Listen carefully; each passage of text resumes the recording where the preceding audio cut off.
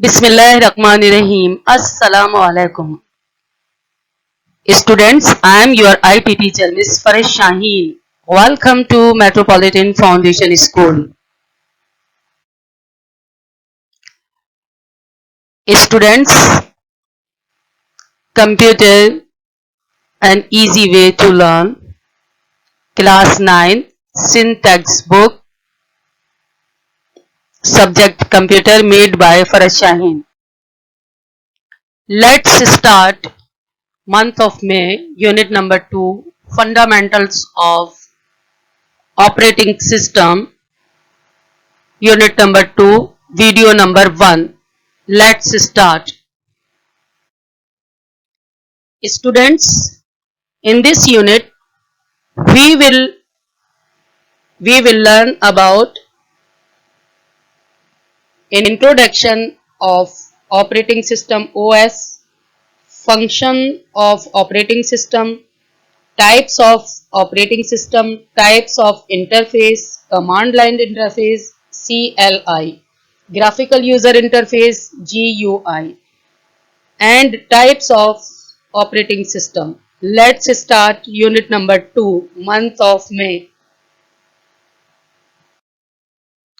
Students, हमारा lecture number या topic number हमारा 1, इंट्रोडक्शन ऑफ ऑपरेटिंग सिस्टम. इस यूनिट के अंदर हम सबसे पहले इंट्रोडक्शन ऑफ ऑपरेटिंग सिस्टम पढ़ेंगे. इंट्रोडक्शन ऑपरेटिंग सिस्टम के 2 सब हेडिंग है. पहला हेडिंग है फंक्शन ऑफ ऑपरेटिंग सिस्टम में, जिसमें हम कवर करेंगे booting, user interface, resources management, memory management, input output management, file management, process management, user management. और दूसरा सब हेडिंग है types of interface, command line interface और ग्राफिकल यूजर इंटरफेस. तो lecture number 1, unit number 2, topic number 1, introduction of operating system. Let's start unit number 2. Students, सबसे 1 topic जो है हमारा पहला है इंट्रोडक्शन ऑफ ऑपरेटिंग सिस्टम. जैसे कि हम प्रीवियस क्लासेस के अंदर पढ़ चुके हैं कि ऑपरेटिंग सिस्टम एक सॉफ्टवेयर है which perform all the basic task. Computer के अंदर ऑपरेटिंग सिस्टम अगर नहीं हो तो कंप्यूटर कुछ भी नहीं कर सकता. Operating system like a booting the computer. अब बूटिंग का मतलब क्या है? ये सारे जितने भी बेसिक टास्क हैं वो बूटिंग में ही आते हैं. कंप्यूटर अपनी मेमोरी के अंदर जितने भी रिसोर्सेज हैं उनको कलेक्ट कर कर रखता है, जैसे कि फाइल को, दूसरी और चीज़ें हैं उनको. अच्छा, एंड कंट्रोलिंग प्रेफरल डिवाइसेस. प्रेफरल डिवाइसेस जैसे कि मैंने आपको पहले भी बता चुकी हूँ, इनपुट आउटपुट स्टोरेज, जितने भी डिस्क है, हार्ड डिस्क है, प्रिंटर्स हैं, ये सब इसमें प्रेफरल्स में आ जाए.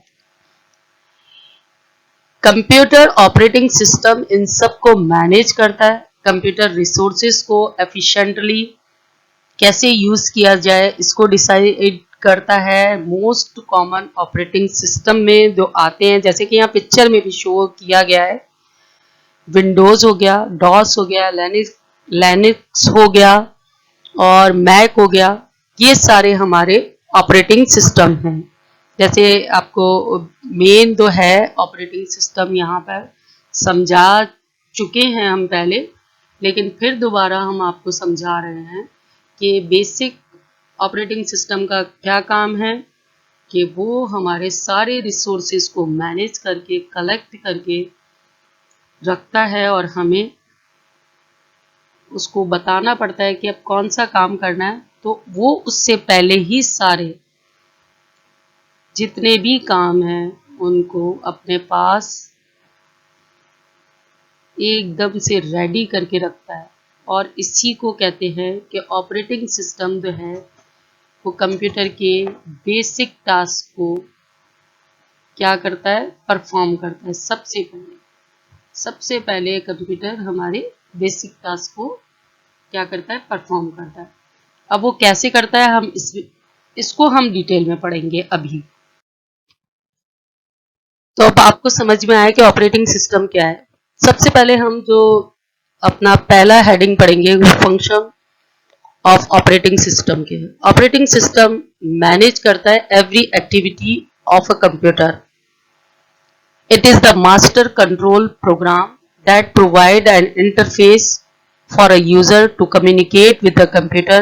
System software and application software run the operating system, and that is shows in the figure 2.2. Operating system perform the following functions. आगे हम देखेंगे कि वो कौन कौन से फंक्शन हैं जो ऑपरेटिंग सिस्टम करता है। ऑपरेटिंग सिस्टम क्या है, मैनेज करता है हर एक एक्टिविटी को। और अगर हम पाकिस्तान की बात करें तो पाकिस्तान के अंदर सबसे ज़्यादा यूज़ होने वाला ऑपरेटिंग सिस्टम है वो विंडोज़ है। विंडोज़ को आप अपने डेस्कटॉप कंप्यूटर में भी देखते हैं। इसके अलावा नेटवर्क के लिए अलग ऑपरेटिंग सिस्टम यूज़ होता है। और इसी तरह से आप जो मोबाइल देखते हैं तो मोबाइल के अंदर भी डिफरेंट आप क्या क्या देखते हैं, ऑपरेटिंग सिस्टम देखते हैं। जैसे सैमसंग मोबाइल है, दूसरे मोबाइल हैं, तो वो एंड्रॉयड कहलाते हैं। ये ऑपरेटिंग सिस्टम है। एंड्रॉयड भी क्या है, ऑपरेटिंग सिस्टम है। जिसे लोग समझते हैं कि एंड्रॉयड कोई मोबाइल का नाम है, नहीं, मोबाइल का नाम नहीं है, बल्कि ये एक ऑपरेटिंग सिस्टम का नाम है। सही है। इससे पहले और दूसरे क्या कहते हैं आपका ब्लूबेरी के नाम से भी ये भी एक ऑपरेटिंग सिस्टम था जो पहले यूज होता था मोबाइल के अंदर। तो इस तरह से अगर हम देखें तो ऑपरेटिंग सिस्टम हमारे मोबाइल्स को भी हैंडल कर रहा होता है, वो भी कंट्रोल ही कर रहा होता है। और स्टूडेंट्स को तो मोबाइल बहुत अच्छे से चलाना आता है। तो जिनको मोबाइल चलाना आता है अच्छे से, तो वो ऑपरेटिंग सिस्टम के फंक्शंस को बहुत अच्छे से समझ सकते हैं। तो ऑपरेटिंग सिस्टम बेटा क्या करता है, मैनेज करता है हर एक एक्टिविटी को कंप्यूटर की। It is the master control program. ये मास्टर कंट्रोल प्रोग्राम है that provides an interface. Interface कहते हैं उस इंटरफेस का मतलब है कि हम यूज जो कर रहे हैं इंटरफेस। जैसे अगर हम अपने डेस्कटॉप कंप्यूटर की बात करें तो जैसे हम ओपन करेंगे तो वो बूट करेगा, सिस्टम बूट करता है। बूट करने के बाद इनपुट आउटपुट डिवाइसेस को चेक करके आपको लाकर वो विंडोज के पहले इंटरफेस के ऊपर स्टॉप कर देता है। वो जो पहली स्क्रीन है जिसके ऊपर आपको छोटे छोटे विंडोज के ऑपरेटिंग सिस्टम के छोटे छोटे जो है वो फाइल्स फोल्डर्स नजर आ रहे होते, वही आपका इंटरफेस कहलाता है। तो वो विंडोज का इंटरफेस है ना। इसको क्लियर कर लें। तो ऑपरेटिंग सिस्टम का अगर हम बात करें तो ऑपरेटिंग सिस्टम के अंदर सेटिंग्स आ गई, दूसरी चीजें आ गई, वो सारी चीजें तो हम बाद में डिस्कस करेंगे। लेकिन सबसे पहले तो हम पहली विंडो जो देखते हैं जहां रन का बटन होता है वो सारा क्या है, एक इंटरफेस कहलाता है, विंडोज इंटरफेस, जिसमें आइकन्स होते हैं छोटे छोटे और उनको हम चेंज कर रहे होते हैं, न्यू फाइल फोल्डर्स बना रहे होते हैं। ठीक है स्टूडेंट्स।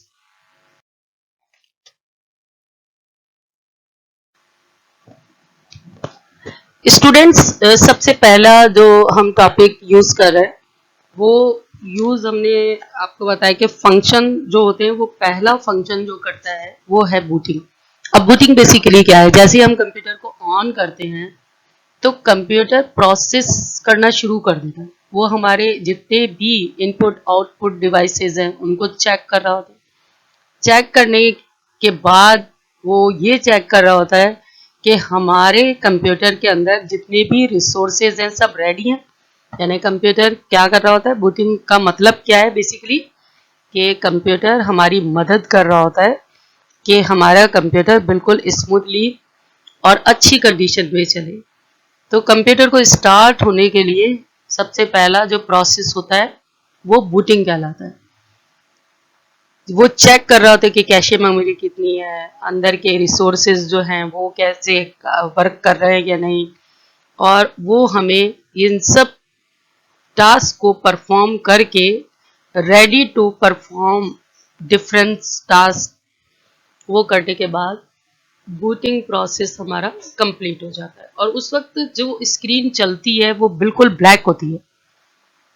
दूसरे नंबर पर है हमारा, तो अब यहाँ पर देखिए अगर पिक्चर में आप देखें तो सिस्टम सॉफ्टवेयर अलग है और एप्लीकेशन सॉफ्टवेयर अलग है।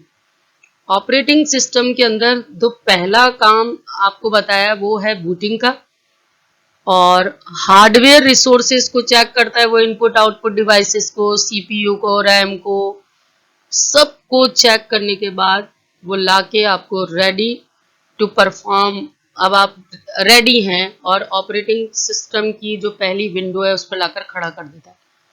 रिसोर्सेज मैनेजमेंट के अंदर ऑपरेटिंग सिस्टम मैनेज करता है ऑल द हार्डवेयर को एंड सॉफ्टवेयर रिसोर्सेज को। दिस इंक्लूड्स लोकेशंस भी है, और जितनी भी प्रोसेसर्स मेमोरी है, access to share cache memory, access to network resources, ये सब इसी में आते हैं। तो बूटिंग हो गया पहला। दूसरा हो गया हमारा रिसोर्सेज मैनेजमेंट। इस तरह से अगर आप ऊपर देखें तो आपको नजर आ रहा है यूजर्स के सामने दो ऑपरेटिंग सिस्टम नजर आ रहे हैं। एक तो सिस्टम का अपना सॉफ्टवेयर है जो कि विंडोज में आएगा, और एप्लीकेशन सॉफ्टवेयर जो है वो हम अभी आपको डिस्कस करके बताएंगे। यहाँ हम तीसरा जो टॉपिक कवर कर रहे हैं, यानी सब हेडिंग हमारा है तीसरा, वो यूजर इंटरफेस और कमांड इंटरप्रेटर है। We interact with the operating system. जैसे ही हम कंप्यूटर को ऑन करते हैं तो सबसे पहले जो हमारा सामना होता है वो ऑपरेटिंग सिस्टम से होता है। User interface command interpreter is the one of the part of operating system which reads all the commands from the user. जो यूजर्स की जितनी भी कमांड्स आती हैं वो कमांड इंटरप्रेटर के थ्रू ही, यूजर की जो कमांड्स आती है वो इंटरप्रेटर के थ्रू कंप्यूटर, और कंप्यूटर जो देता है कमांड वो इंटरप्रेटर के थ्रू ट्रांसलेट होके मशीन लैंग्वेज से इंस्ट्रक्शंस कंप्यूटर के पास जाती है, और hardware can understand all the instructions. अब आप इसको समझ लीजिए थोड़ा सा। आप यूजर हैं, यूजर किस लैंग्वेज में, इंग्लिश में सिंपल अपने टास्क भेज रहा होता है, वो टास्क चेंज होते हैं मशीन लैंग्वेज इंस्ट्रक्शंस के अंदर। इसे कहते हैं इंटरप्रेटर होना, यानी बीच में इंटरप्रेटर का काम कर रहा होता है कंप्यूटर, और वो क्या करता है, यूजर्स की जो रिक्वायरमेंट है उसे परफॉर्म करता है। ठीक है, बात समझ में आई बेटा? कमांड्स यूजर की आती हैं, इंग्लिश में आती हैं, और वो कन्वर्ट हो जाती हैं किसके, इंटरप्रेटर के थ्रू मशीन लैंग्वेज में। इसको मैं अंडरलाइन करके बता देती हूँ आपको। मशीन लैंग्वेज के अंदर क्या होती है, मशीन लैंग्वेज के अंदर कन्वर्ट होती हैं इंस्ट्रक्शंस। इसी को ही कन्वर्टर भी कहते हैं, इंटरप्रेटर भी कहते हैं, इंटरप्रेट होती हैं। और कंप्यूटर हार्डवेयर कैन अंडरस्टैंड, ताकि कंप्यूटर हार्डवेयर जो अंदर है वो समझ सके कि यूजर्स क्या डिमांड कर रहा है इस ऑपरेटिंग सिस्टम से। ठीक है स्टूडेंट्स, दूसरा हम कवर कर रहे हैं इसमें, फोर्थ हमारा हेडिंग है मेमोरी मैनेजमेंट। जैसा कि आप सब जानते हैं कि मेमोरी के बगैर तो कंप्यूटर चल ही नहीं सकता, क्योंकि जितनी भी चीज़ें ओपन होकर आती हैं वो मेमोरी के अंदर ही सेव होती है। तो कंप्यूटर क्या कर रहा होता है, परफॉर्म कर रहा होता है ऑल द टास्क जो कि लोकेशंस के हिसाब से मेमोरी के स्पेस को देखते हुए प्रोग्राम को लोड करना और अनलोड करना करता है in need to these task. उसके बाद आ जाता है input output management. Input output में operating system provides the device driver to facilitate input include output devices. These devices driver are the software that control input output devices through their controllers. अब बेटा देखिए यहाँ पर अगर हम control की बात करें तो एक बात आपको समझ में आनी चाहिए कि देखिए जो ड्राइवर्स होते हैं ना, वो ड्राइवर नहीं जो गाड़ी ड्राइव करते हैं, वो नहीं। उसके अंदर क्या होती हैं, एग्जीक्यूटेबल फाइल्स होती हैं। वो एग्जीक्यूटेबल फाइल क्या कर रही होती हैं, उसके अंदर क्या होती हैं, इंस्ट्रक्शंस होती है, स्टेप बाय स्टेप इंस्ट्रक्शंस होती हैं उस डिवाइस को ड्राइव करने के लिए, चलाने के लिए, इसलिए यहाँ पर ड्राइवर का नाम दिया गया। ठीक है, तो जितने भी हम आईओ लगाते हैं यानी इनपुट आउटपुट डिवाइसेस लगाते हैं, तो जैसे अगर हम प्रिंटर लगाएंगे तो प्रिंटर का ड्राइवर होगा, उसके थ्रू ही वो प्रिंटर चलेगा, यानी प्रिंटर और उससे मैच करता हुआ ड्राइवर, तो हमारा प्रिंटर स्मूथली वर्क करेगा। तो इनपुट आउटपुट को भी मैनेज करता है, ये मेमोरी को मैनेज करता है, यूजर इंटरफेस और कमांड इंटरप्रेटर का काम करता है। इंटरप्रेटर को समझ लीजिएगा, अगर ये आपको समझ में आ गया तो फिर आपको कंप्यूटर अच्छे से समझ में आ सकता है।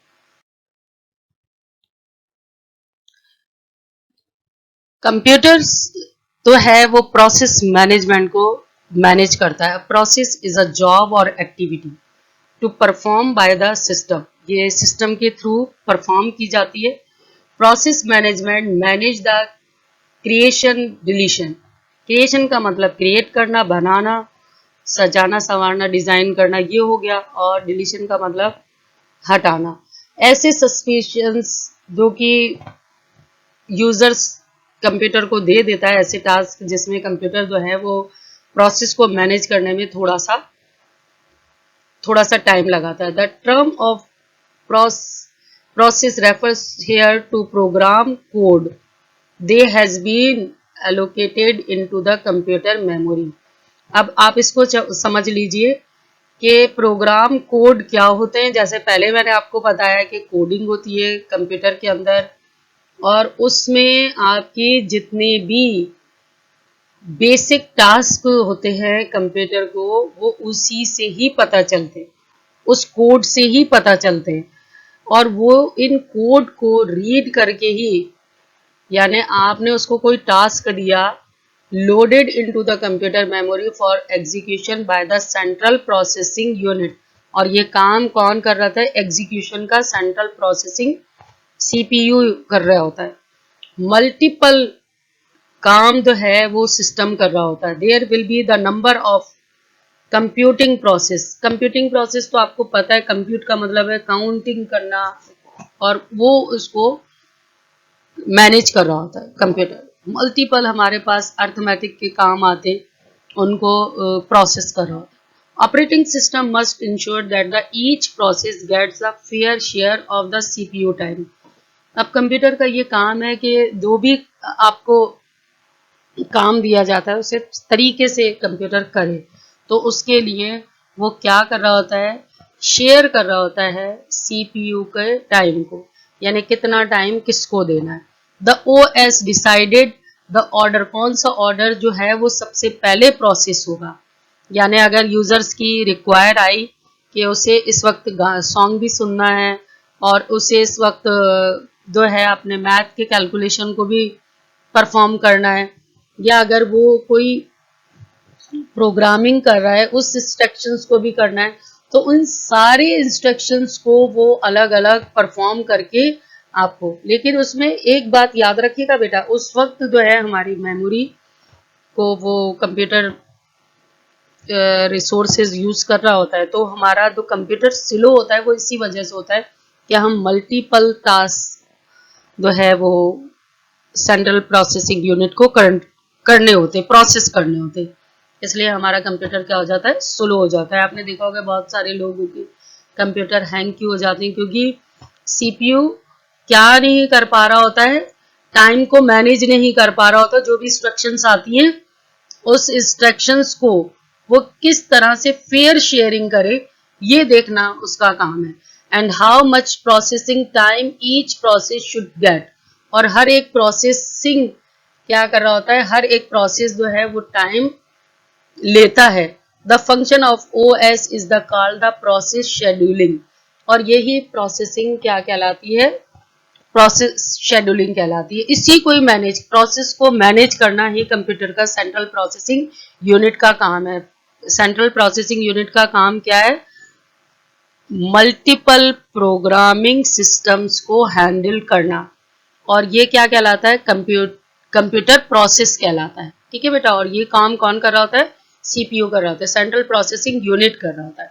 और इन सब चीज़ों को मैनेज करके वो यूजर्स को अपने काम को आराम से करने की परमिशन देता है। सही है, और यही काम प्रोसेस मैनेजमेंट का है। ऑपरेटिंग सिस्टम के अंदर 8th टॉपिक है हमारा user management. In modern operating system, user management describes the ability to administrator to control the user access to various computer resources like the software, input output devices, storage system, network, etc. जैसे कि बेटा आपने lab को देखा होगा, lab के अंदर हम एंटर होते हैं, अपने कंप्यूटर को ऑन करते हैं, लेकिन उसमें कुछ एडमिनिस्ट्रेटर टास्क होते हैं जो आपको परफॉर्म नहीं करने दिए जाते, और आप इस बात के ऊपर बहुत नाराज हो रहे होते हो। तो आपको एक बात समझ लेनी चाहिए कि यूजर को मैनेज करना ही कंप्यूटर ऑपरेटिंग सिस्टम का एक बड़ा और मेन टास्क है। कुछ एडमिनिस्ट्रेटिव टास्क होते हैं जो कि सिर्फ एडमिनिस्ट्रेटिव टीम ही कर रही होती है। जैसे हमारे स्कूल के अंदर ही आप देख लें कि एडमिन के काम जो है वो एडमिन वाले ही संभाल रहे थे, उसमें टीचर्स इंटरफेयर नहीं करती। इसी तरह से जो टीचर्स के काम हैं उसमें एडमिन कंट्रोल करता है। ये नहीं है कि टीचर्स वहां नहीं जा सकती तो एडमिन वहां नहीं आ सकता। एडमिन को अथॉरिटी होती है कि वह हर चीज को हैंडल कर सके, लेकिन कुछ काम ऐसे हैं जो यूजर्स शेयरिंग कर रहे होते हैं इंफॉर्मेशन, वो उनको सिर्फ व्यू मोड दिया जाता है, कुछ को आपको दूसरे रिसोर्सेज दिए जाते हैं, आपको परमिशन नहीं होती कि आप प्रिंट आउट निकालें, आपको परमिशन नहीं होती कि आप स्टोरेज को हैंडल करें। इस तरह से यूजर को मैनेज करना ये भी एक ऑपरेटिंग सिस्टम का एक बड़ा मेन टास्क है। आपने अगर, और दूसरा एक्सेस करने की ना, एक्सेस करने की परमिशन क्या होती है, कुछ लोगों की होती है। जैसे कि यूजर तो हमारे सिस्टम पे बहुत सारे बैठते हैं, बहुत सारे स्टूडेंट्स आते हैं, वो अपनी अपनी फाइल बनाते हैं, अपने अपने फोल्डर्स बनाते हैं, लेकिन कुछ बच्चे आपने देखा होगा कि वो ये गलती कर जाते हैं कि वो एक्सेस करना शुरू होते हैं, क्योंकि ज्यादातर बच्चे जो है उस पर पासवर्ड नहीं लगाते फाइल के ऊपर, क्योंकि पासवर्ड भूल जाते हैं बच्चे, तो उसलिए, लेकिन एक्सेस करने की परमिशन नहीं होती। लेकिन स्टूडेंट क्या करते हैं, इस चीज को फॉलो नहीं करते, वो हर किसी की फाइल को देखने की कोशिश कर रहे होते हैं, और इसी बात पे मैनेजमेंट में और स्टूडेंट्स को कहा जा रहा होता है कि आपने ऐसा क्यों किया। तो इस चीज को समझ लीजिए कि ऑपरेटिंग सिस्टम में यूजर मैनेजमेंट बहुत इंपॉर्टेंट है। उसमें एडमिन अगर कोई बन गया है तो उसको परमिशन होती है कि वो पूरे सिस्टम को हैंडल करे। दूसरा, उसके बाद जो है वो रिसोर्सेज तो कर सकते हैं, व्यू कर सकते हैं फाइल को। जैसे कि मैंने कोई फाइल बनाई है, मैं सिर्फ व्यू मोड पे ही आपको देखने की परमिशन दूंगी, इसको आपको एक्सेस करने की परमिशन नहीं दूंगी, आपको उसको डिलीट करने की परमिशन नहीं दूंगी, और उसको आपको एडिट करने की भी परमिशन नहीं दूंगी, वो मेरा काम होगा। सही है। इसी तरह से आप ग्रुप बनाते हैं तो ग्रुप में भी यही होता है, जो एडमिन होता है वो सारे मैसेजेस कर रहा होता है, और बाकी जो यूजर्स हैं वो सिर्फ उसको लाइक और दूसरा और चीजें कर सकते हैं छोटी मोटी, लेकिन उसके अंदर कोई इंफॉर्मेशन नहीं डाल सकते उस ग्रुप के अंदर। तो ये बहुत सिक्योरिटी के पॉइंट ऑफ व्यू से यूजर मैनेजमेंट सबसे इम्पॉर्टेंट चीज है कि एक लैपटॉप है, उसके ऊपर बहुत सारे यूजर्स एक्सेस कर रहे होते हैं, फाइल्स को बना रहे होते, तो दूसरे जो और लोग हैं वो ये ना करें। अब आ जाता है कि types of interface. Type of interface के अंदर अगर देखें तो interface a program that allow the user to interact with the computer to another computer over a network. Computer के अंदर इंटरफेस क्या है कि उसको परमिशन दी जाती है यूजर को कि वो इंटरेक्ट कर सके एक कंप्यूटर से दूसरे कंप्यूटर को वाया नेटवर्क के through. A user interface UI is the part of operating system program or the device that allow the user to enter the receive information. There are many types of user interface. The two most common user interface are discussed below. आपके दो, देखिए user interface तो बहुत सारे हैं, लेकिन user interface में से हम दो इंटरफेस को, यूआई को हम दो को यहाँ पर डिस्क्राइब कर रहे हैं, और वो दो कौन से हैं? एक कमांड लाइन इंटरफेस और दूसरा है ग्राफिकल यूजर इंटरफेस। तो आइए अब हम इस पर बात करेंगे। User interface, the most common user interface are discuss below. सबसे पहला है कमांड लाइन इंटरफेस। आप जैसे देख रहे हैं इसमें यहाँ पर आपको जो ये टाइप्स दिखाई जा रही है वो कमांड लाइन इंटरफेस की। अच्छा, ये डॉस की है, डिस्क ऑपरेटिंग सिस्टम। ये विंडो 10 तक में ये है डिस्क ऑपरेटिंग सिस्टम, आप देख सकते हैं। जब भी हमें कोई इंस्टॉलेशन से रिलेटेड कोई भी काम करना पड़ता है तो हम सेटिंग में जाके डिस्क ऑपरेटिंग सिस्टम को ओपन कर कर ही ये काम कर रहे होते हैं। तो आपने देखा होगा कि इस इंटरफेस का जो लुकआउट है उसमें हम कोई ऐसे चेंजेस नहीं कर सकते कि जो आपको सामने नजर आ रहे हैं, यानी ब्लैक एंड व्हाइट है। तो आप इस इंटरफेस को देख रहे हैं, इसका लुकआउट क्या है? ब्लैक एंड व्हाइट है। इसमें आप कोई चेंजेस कर सकते हैं डॉस में जाकर, और मैं जब प्रैक्टिकल लूंगी तो ये आपको दिखा भी दूंगी। अब यहाँ पर आप देख सकते हैं कि स्पेस कितना यूज हुआ है, हिडन फाइल्स हमारी कौन कौन सी हैं, डायरेक्टरीज हमारी कौन कौन सी यूज हो रही हैं, और उसकी लोकेशन क्या है, ये सारी चीजें हम यहाँ से देख सकते हैं। ठीक है बेटा, तो ये है command line interface. Command line interface के अंदर हम, इस इंटरफेस के अंदर हम क्या कर सकते हैं? कमांड लाइन इंटरफेस CLI के अंदर जैसे कि स्क्रीन और टेक्स्ट बेस्ड रिप्रेजेंटेशंस होती है इसमें। The user types the command and the जो प्लेस है वो क्या कहलाता है? कर्सर प्रॉम्प्ट कहलाता है टू ऑपरेट। कर्सर आपको नजर आएगा सिर्फ, इसके अलावा और कोई चीज नजर नहीं आएगी। ठीक है, तो ये कमांड लाइन इंटरफेस है हमारा, जो आपने अच्छे से पहचान लिया कमांड लाइन इंटरफेस को।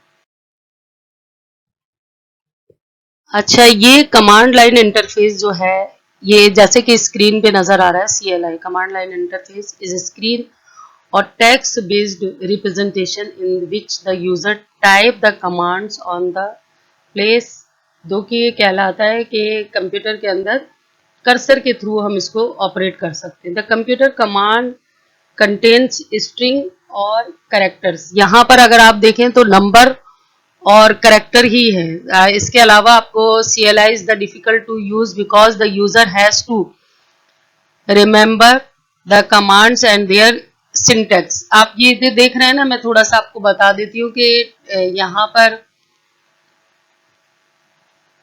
ये आप देखेंगे, ये यहाँ पर जो नजर आ रहा है आपको, इसमें इसको पढ़ना भी मुश्किल है, और ये देखिए कलर का भी यूज नहीं।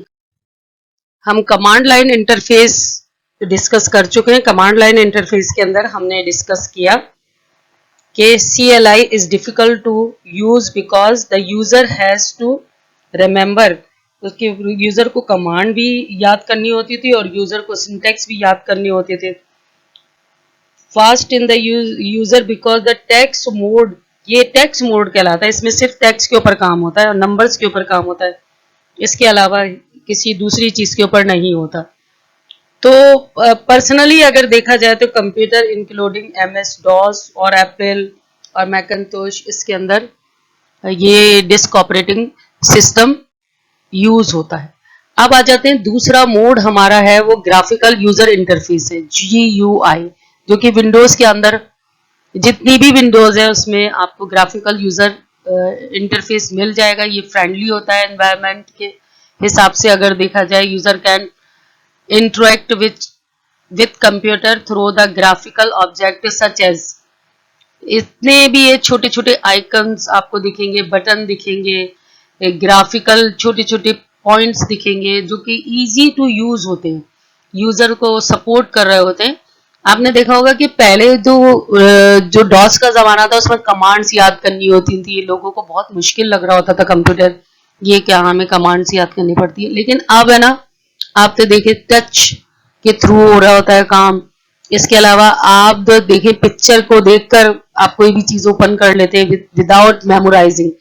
तो GIU का जो है वो थोड़ा मजेदार है, इजी है लर्न करना इसे, और ये सपोर्ट करता है वन क्लिक को, यानी माउस को और कीबोर्ड दोनों इसके लिए चाहिए। और जैसे कि आपने कमांड लाइन इंटरफेस के अंदर हमें सिर्फ कीबोर्ड की जरूरत है, वहां माउस यूज नहीं होता। तो ग्राफिकल मोड जो है वो take more memory and resources window and IOs are the example of GUI, यानी इसमें रिसोर्सेज ज्यादा लग रहे हैं क्योंकि जाहिर सी बात है इमेजेस लोड हो रही होती हैं, दूसरी चीजें लोड हो रही होती हैं। तो ये यूज करना तो आसान है लेकिन ये थोड़ा स्लो होता है। इसकी जो कमांड्स हैं उसके साथ बहुत सारे रिसोर्सेज होते हैं, तो इसको याद करने की तो जरूरत नहीं है, लेकिन इट्स टेक टाइम। ये स्लो होता है, वो फास्ट होता है। CLI फास्ट होता है, ये स्लो होता है। एक तो ये फर्क है। दूसरा फर्क ये है कि इसको इजी होता है समझना, उसको मुश्किल होता है। थोड़ा सा इस चीज को भी आप देख लीजिएगा कि graphical user interface GUI provide the user friendly environment, बहुत फ्रेंडली होता है एनवायरनमेंट। इसमें आराम से चीजें देखकर समझकर बच्चे भी इसको कर सकते हैं। Where the user can interact with the computer through the graphical object। Graphical object का मतलब क्या है? छोटी छोटी पिक्चर्स बनी हुई हैं, उन पिक्चर्स के थ्रू, उन आइकन्स के, उन बटन्स के थ्रू आप ग्राफिकल ऑब्जेक्ट को इजीली पहचान कर और समझकर सब उसको आप यूज कर रहे होते हैं। Picture to run the command without memorising them, हमें कुछ भी मेमोराइज करने की जरूरत नहीं है। तो GUI जो है वो स्लोअर होता है than CLI and the graphical mode takes the more memory and resources windows and IOs are the example of GUI। ठीक है बेटा। अच्छा, टुडेज होमवर्क है make a title page month of May and make a diagram of computer and make a diagram of computer software. Computer software की यहाँ आपको picture बनानी है। जैसे कि आपका क्वेश्चन है define the operating system, give the 3 examples of operating system. ये पेज नंबर 1 के ऊपर ही इसका आंसर है। आप देखिए आपकी बुक को पेज नंबर 1 आप ओपन करेंगे तो एन इंट्रोडक्शन के अंदर an operating system is the software which perform all the basic task से लेकर आपने लिखना है कहां तक, लास्ट जो है वो iOS तक आपने लिखना है। अच्छा, इसके बाद क्वेश्चन नंबर आपका 2 शुरू हो जाता है। मैं मार्क करके भी बता दूंगी, लेकिन आपने 2 क्वेश्चंस इस यूनिट के करने हैं और वो 2 क्वेश्चन पहला मैंने आपको बता दिया। और दूसरा क्वेश्चन है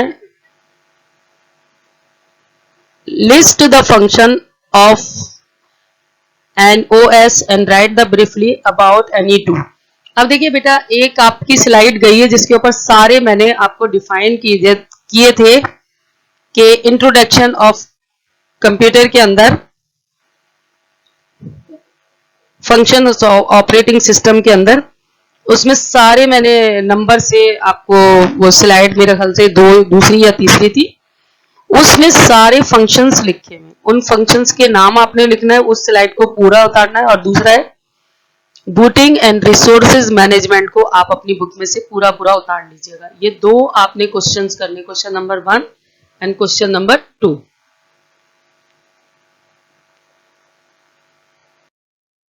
यकीनन आपको अपना स्कूल तो याद आ ही रहा होगा और आप अपने स्कूल को मिस भी कर रहे होंगे। तो इंशाल्लाह we will soon in school. Okay students, अल्लाह हाफिज। अल्लाह हाफिज स्टूडेंट्स। यहाँ मैंने आपको बता दिया है कि आप अपने स्कूल को मिस कर रहे होंगे तो मैंने पिक्चर लगा दी। Thank you very much for watching my video. Please subscribe my video.